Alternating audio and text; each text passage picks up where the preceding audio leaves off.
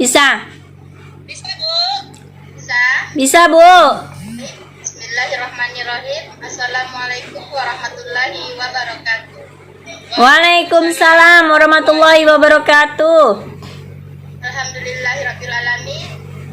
Kita semua telah diberikan kesempatan untuk bertatap muka melalui virtual, yaitu dengan melalui Zoom meeting.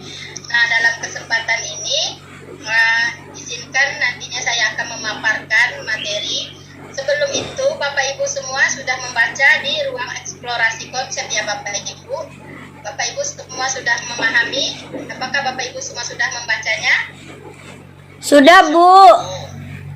Insya Allah sudah, alhamdulillah. Nah, baik Bapak Ibu, untuk merefleksikan daripada apa yang telah Bapak Ibu baca di eksplorasi konsep itu, di sini saya ingin sedikit bertanya, yaitu yang pertama tentang pendampingan seperti apa yang telah dilakukan pimpinan di tempat Bapak Ibu bekerja untuk meningkatkan profesional guru. Nah, bagi Bapak Ibu siapa yang mau bisa menjabarkan gitu, di sini kan kita mempelajari tentang konsep mengenai proses penyusunan kurikulum di satuan pendidikan. Nah, di dalam konsep itu, di situ ada tentang pendampingan bagi guru. Nah, pendampingan seperti apakah yang telah dilakukan pimpinan tempat Bapak Ibu bekerja? Baik, kepada Bapak Ibu saya persilahkan. Siapa yang mau bisa menjawab di sini? Saya, Bu. Iya, Ibu Umi Atika, dipersilakan Ibu. Pendampingan yang bisa dilakukan itu ada 4, Bu. Yang pertama yaitu pendampingan dan pengembangan profesionalisme. Yang kedua, coaching. Yang ketiga, pelatihan. Dan yang keempat, mentoring, Bu. Iya, bagus. Terima kasih kepada Umi. Nah, dilanjutkan lagi. Masih ada lagi ya. Nah, kapan kira-kira evaluasi kurikulum operasional di satuan pendidikan itu dilakukan? Ayo, kepada Bapak Ibu siapa yang mau menjawab? Saya, Bu. Iya, kepada Ibu Robiatul Adawiyah. Silakan. Assalamualaikum warahmatullahi wabarakatuh. Waalaikumsalam warahmatullahi wabarakatuh. Evaluasi kurikulum operasional satuan di pendidikan sekolah yaitu dilaksanakan per hari, per unit belajar, dan per semester belajar, Ibu. Iya, jadi dalam satuan pendidikan itu dilaksanakan bisa per hari, kemudian per semester, per unit belajar ya Bapak Ibu. Nah, baik, mungkin untuk refleksi kita lanjutkan dengan pemaparan materi mengenai konsep proses penyusunan kurikulum operasional pendidikan di satuan pendidikan. Baik, kita buka dulu poin-poinnya. Sudah nampak Bapak Ibu? Oke, sebelum poin-poinnya muncul, kita biar lebih semangat nih, kita ice breaking dulu ya Bapak Ibu. Siap? Boleh, Bu? Boleh? Kita ice breaking dulu. Oke, sebelum kita lanjutkan kepada pembahasan, di sini kita ice breaking dulu. Nah, sekarang instruksinya Bapak Ibu ikutin. Di sini buka, tutup, bertepuk tangan. Buka, tutup, Bertepuk tangan, digoyang-goyang, sambil tertawa. tertawa. Haha. Digoyang-goyang sambil tertawa. Haha. Buka tutup, Tepuk tangan, goyang-goyang, tertawa. Haha. bertepuk tangan, digoyang-goyang, pegang kepala. Oke, baik Bapak Ibu, kayaknya lebih semangat ya setelah kita adakan ice breaking ini ya. Baik Bapak Ibu semua, kita lanjutkan dengan pemaparan materi. kurikulum operasional di satuan pendidikan. Sebelum kita melanjutkan ke tahap berikutnya, di sini ada baiknya saya memperkenalkan diri terlebih dahulu. Di sini saya sebagai fasilitator bernama Nurmala Dewi, SPDI. Dan saya dari Sekolah Dasar Negeri 001 Lubuk Baja, Kota Batam. Nah, baik Bapak Ibu, kita akan melanjutkan dalam proses penyusunan kurikulum operasional di satuan pendidikan. Nah, pendampingan, evaluasi, dan pengembangan profesional di satuan pendidikan. Apa tujuan pendampingan, evaluasi, dan pengembangan profesional? Kemudian bagaimana siklus pembinaan dan evaluasi? Apa saja pertimbangan yang perlu dilakukan saat merencanakan pendampingan, evaluasi, dan pengembangan profesional? Profesional di satuan pendidikan. Nah, pendampingan, evaluasi, dan pengembangan profesional itu dilakukan secara internal oleh satuan pendidikan untuk memastikan pembelajaran berjalan sesuai dengan rencana untuk mencapai tujuan yang ditetapkan. Proses ini dikelola oleh para pemimpin satuan pendidikan dan atau guru yang dianggap sudah mampu untuk melakukan peran ini. Evaluasi, pendampingan, dan pengembangan profesional dilakukan secara bertahap dan mandiri agar terjadi peningkatan kualitas secara berkelanjutan di satuan pendidikan sesuai dengan kemampuan satuan pendidikan. Nah, jadi Bapak Ibu di sini di internal lingkungan sekolah kita itu kepala sekolah itu memberikan arahan kepada guru-guru senior untuk memberikan pendampingan kepada guru lainnya. Itu merupakan salah satu cara pendampingan yang dilakukan di sekolah-sekolah kita. Kemudian lagi, pendampingan dan pengembangan profesional ditekankan pada prinsip reflektif dan pengembangan diri bagi guru, serta menggunakan alat penilaian yang jelas dan terukur. Proses pendampingan itu dirancang sesuai kebutuhan dan dilakukan oleh pemimpin. Nah, kemudian ada lagi yaitu coaching. Pendampingan itu ada 4 yang dilakukan di sekolah kita, yaitu pertama pendampingan dan pengembangan profesional, yang kedua coaching, proses pendampingan untuk mencapai tujuan dengan menggali pemikiran seorang terhadap suatu masalah, yang ketiga yaitu mentoring. Mentoring ini proses pendampingan dengan berbagai pengalaman dan pengetahuan untuk mengatasi suatu kendala. Kemudian yang keempat itu adalah pelatihan. Proses pendampingan dengan menguatkan pengetahuan dan keterampilan yang berkaitan dengan kinerja, dengan narasumber internal atau eksternal, menyesuaikan dengan kemampuan satuan pendidikan.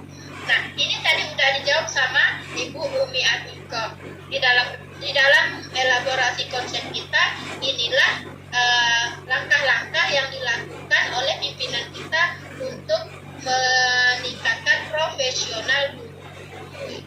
Nah, selanjutnya lagi, prinsip-prinsip pendampingan dan pengembangan profesional. Pendampingan dan pengembangan profesional sebagai aktivitas yang dilakukan berdasarkan hasil kegiatan evaluasi. Menetapkan ruang lingkup pendampingan dan pengembangan profesional, menentukan area yang perlu diperbaiki, apakah dari perencanaan, program, atau pelaksana program. Nah, pendampingan dan pengembangan profesional dilakukan secara terencana dan strategis untuk mencapai suatu tujuan dalam jangka waktu tertentu dan orang yang tepat untuk melakukan aktivitas pembinaan tersebut. Pendampingan dan pengembangan profesional adalah sebuah proses kolaboratif dalam satuan pendidikan antara orang yang melakukan pendampingan dan guru demi tercapainya tujuan bersama. Evaluasi pembelajaran itu secara menyeluruh bertujuan untuk mengukur keberhasilan guru dalam memfasilitasi pelajaran. Dalam evaluasi ini, itu satuan pendidikan mengumpulkan data keberhasilan implementasi pembelajaran dan refleksi secara individual maupun bersama-sama seluruh warga sekolah.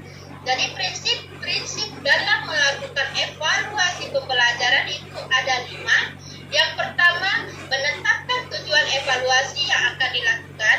Kemudian yang kedua, menetapkan data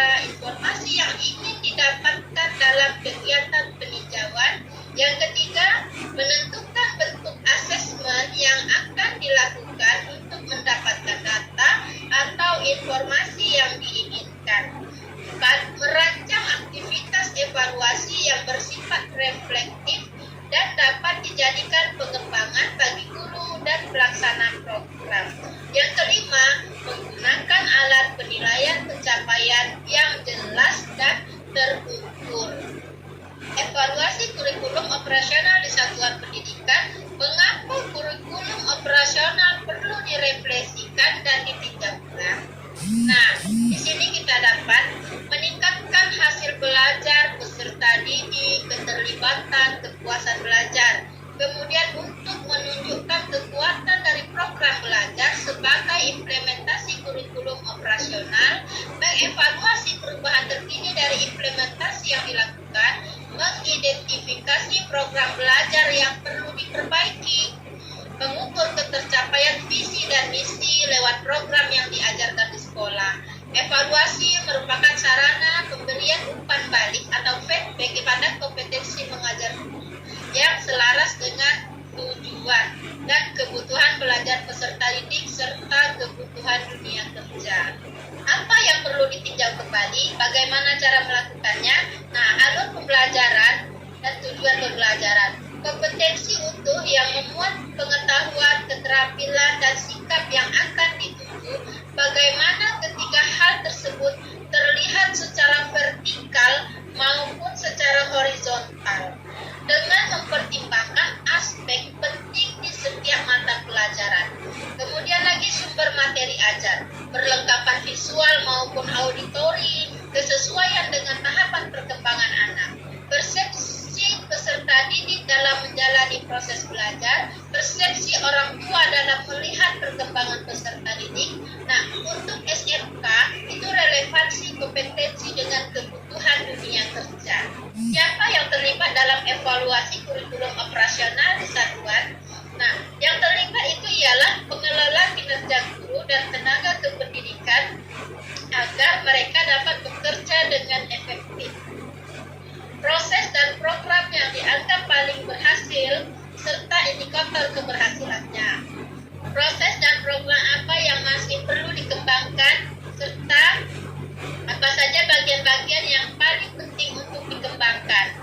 Kolaboratif, melibatkan seluruh stakeholder sekolah, kemudian reflektif, melihat kembali pencapaian dan kekurangan dari persepsi aspek jujur dan berdasarkan bukti. Berdasarkan data, membuat kesimpulan berdasarkan fakta yang ditelaah seksama, berpusat pada peserta didik, mengedepankan kepentingan peserta didik, mengambil kesimpulan maupun keputusan, fokus pada perbaikan dan pengembangan pendidikan, yaitu fokus kepada guru, wakasek bidang kurikulum, kepala sekolah, peserta didik, orang tua peserta, dan dunia kerja serta pakar. Melakukan pendampingan, evaluasi, dan pengembangan profesional dalam pembelajaran. Refleksi dan pemberian umpan balik dilakukan secara terus-menerus dalam keseharian mengajar. Penting bagi guru untuk mendapat melakukan refleksi mandiri terhadap kriteria yang telah ditetapkan. Nah, yaitu ini tujuan belajar, capaian belajar, profil pelajar Pancasila. Contoh pertanyaan evaluasi satuan pendidikan, data apa yang dibutuhkan proses evaluasi, bagaimana program pembelajaran dijalankan, faktor apa saja yang mempengaruhi keberhasilan program pembelajaran, faktor apa saja yang menjadi tantangan pelaksanaan program pembelajaran, apa saja hal yang dibutuhkan untuk meningkatkan keberhasilan pembelajaran, bagaimana pemimpin satuan pendidikan dapat mendukung pengembangan profesional guru, apa saja yang sudah dilakukan dengan baik dan pelaksanaan pembelajaran, faktor apa saja yang menjadi apa yang perlu diperbaiki ke depannya. Nah, di sini kita dapat melihat peta konsep dari perencanaan pemetaan kurikulum dan perencanaan pembelajaran. Di sini ada pelaksanaan pembelajaran, evaluasi pembelajaran, kemudian refleksi dan umpan balik. Kemudian secara menyeluruh itu adanya pendampingan dan pengembangan profesional. Evaluasi kurikulum operasional di satuan pendidikan. Kapan evaluasi kurikulum operasional di satuan pendidikan ini dilakukan? Nah, itu bisa per hari. Guru membuat catatan anekdot secara informal mengenai bagaimana proses belajar, bagaimana tujuan belajar tercapai, bagaimana peserta didik merespon proses kegiatan belajar. Kemudian per unit belajar.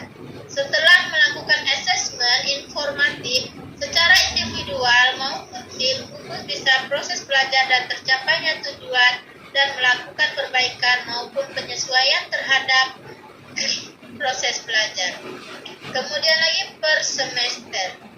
Jadi setelah satu semester selesai, guru dan tim bisa melihat kontinum pencapaian, dialog, kemudian lagi apa saja sumber informasi dan mereview kurikulum operasional, data asesmen, hasil asesmen peserta didik per unit, proyek peserta didik, survei lulusan, refleksi proses belajar oleh guru, observasi kepala sekolah, kemudian lagi apa lagi? Artefak peserta didik, yaitu berbentuk portofolio peserta didik, pameran karya, pertunjukan, dan lain sebagainya. Nah, beberapa contoh dari pengumpulan informasi. Belajar mandiri, melakukan asesmen berupa refleksi mandiri secara individual terhadap kriteria kesuksesan yang telah ditetapkan, tujuan belajar, capaian pembelajaran, dan profil belajar Pancasila. Fokus group discussion dan dialog data berlayar ajar. Melakukan diskusi secara berkelompok untuk melihat hubungan antara data yang dimiliki pada catatan anekdotal, hasil belajar peserta didik, serta refleksi dalam self-study untuk menganalisis masalah dan menarik kesimpulan, serta mengambil keputusan untuk melakukan perbaikan. Kuesioner peserta didik mengumpulkan persepsi peserta didik terhadap proses materi, bahan ajar, serta bagaimana peserta didik memaknai hasil belajar.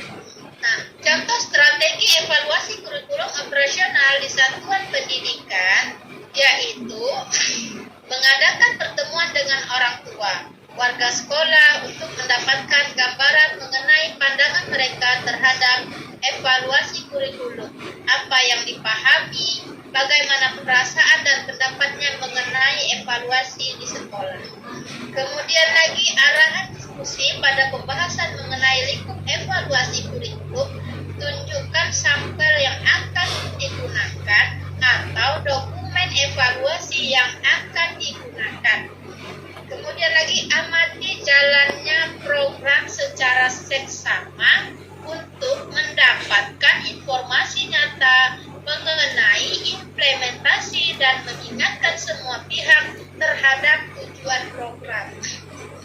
Kemudian pahami tujuan program dan kekhawatiran yang dimiliki pihak-pihak yang terlibat mengenai program dan evaluasi. Cari tahu apa terdapat perbedaan antara tujuan yang tertulis dan tujuan yang disampaikan oleh pihak-pihak yang menjalankan. Kemudian lagi kita mengidentifikasi hal-hal yang menjadi akar permasalahan. Untuk setiap permasalahan perlu didesain proses evaluasi dan mencari data yang spesifik. Tentukan cara untuk mencari data. Nah, cara untuk mencari data ini bisa melakukan observasi atau penilaian. Kemudian jalankan prosedur pencarian dan pengumpulan data, mengelompokkan dan mengatur informasi dalam tema-tema dan menyiapkan potret-potret. Baiklah, Bapak Ibu semua, itulah tadi penyampaian mengenai penyampaian tentang mengenai konsep proses penyusunan kurikulum di satuan pendidikan yang tadi di awal telah direfleksikan oleh Bapak Ibu semua, yang semuanya sudah memahami apa saja konsep proses penyusunan kurikulum di satuan pendidikan. Demikian Bapak Ibu untuk materi kita kali ini. Apakah ada yang ingin ditanyakan kepada Bapak Ibu? Silakan jika ada yang ingin bertanya. Sudah cukup? Cukup, Bu. Baik, jika tidak ada yang ingin bertanya, saya akhiri untuk pertemuan kita kali ini dengan mengucap Billahi taufiq wal hidayah. Wassalamualaikum warahmatullahi wabarakatuh. Waalaikumsalam warahmatullahi wabarakatuh.